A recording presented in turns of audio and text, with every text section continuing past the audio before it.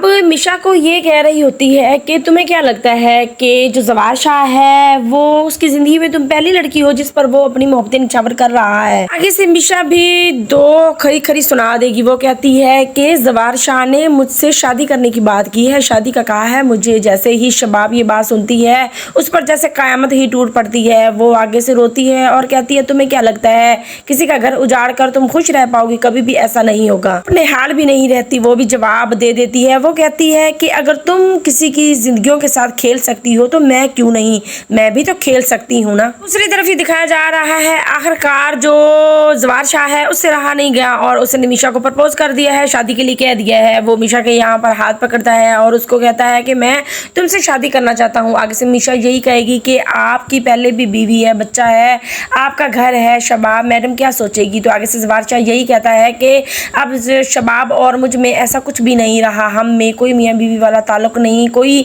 हम में प्यार मोहब्बत नहीं और ना ही अब शबाब मेरे दिल में है, वो मेरे दिल से उतर चुकी है और इसलिए मैं चाह रहा हूँ कि मैं तुमसे शादी कर लूँ, मुझे तुमसे बहुत ज़्यादा मोहब्बत हो गई है। अब शबाब जैसे ही ये बात सुनती है निहाल की तो वो जाकर ज़वार शाह से भी बात करती है कि ज़वार शाह ये सब कुछ क्या चल रहा है, मैं ये सब कुछ क्या देख रही हूँ। तो आगे से अब ज़वार शाह यही कहेगा कि शायद दुनिया का दस्तूर ही यही है कि अपने अपनों को इस्तेमाल करते हैं। शबाब ज़वार शाह को कह रही होती है कि आखिरकार मैं आपकी बीवी हूँ, आप इस तरह से मेरे साथ बिहेव क्यों ख़राब कर लिया, क्यों रवैया आपका इस तरह से हो गया है, आप क्यों नहीं मेरी बात मानते, क्यों नहीं मुझे देखते, क्यों नहीं मेरे साथ ठीक रह रहे।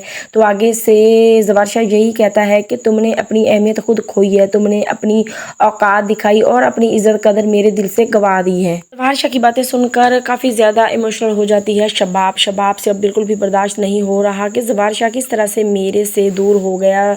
शबाब ने खुद ही ऐसी हरकतें कर करके खुद से अपने शौहर को आप ही दूर कर दिया। अब शबाब बहुत ज़्यादा पछता रही है, उससे बिल्कुल भी बर्दाश्त नहीं होता। मिशा आगे पीछे घूमती है जब ज़वार शाह के, और अब ज़वार शाह भी मिशा की तरफ बहुत मोहब्बत से देखने लग गया है। अब शबाब का बस नहीं चल रहा, वो करे तो करे क्या। दूसरी तरफ ये भी दिखाया जा रहा है कि जो निहाल है वो अब ज़वार शाह के बहनोई के साथ मिल गई है, इनको तबाह बर्बाद करने के लिए और ज़्यादा इनको ख़राब करने के लिए और उन जो ज़वार शाह के बहनोई हैं उनको भी परेशान करने के लिए, इन सब से अपना बदला लेने के लिए। दूसरे ही सीन में दिखाया जा रहा है कि जो शबाब है वो निहाल को यहाँ पर धमकी दे रही होती है और कहती है कि तुम यहाँ से चली जाओ वरना मुझसे बुरा कोई नहीं होगा। तो आगे से निहाल कहती है कि अगर मैं यहाँ से ना जाऊँगी तो क्या आप ज़वार शाह को कहकर मुझे धक्के मार कर निकलवाएंगी? अब तो आप ये भी नहीं कह सकती और ये बात मैं कह सकती हूँ। इस तरह से वो शबाब को धमकाती है। शबाब समझ चुकी है कि अब ज़वार शाह निहाल से बिल्कुल भी दूर नहीं होना चाह रहा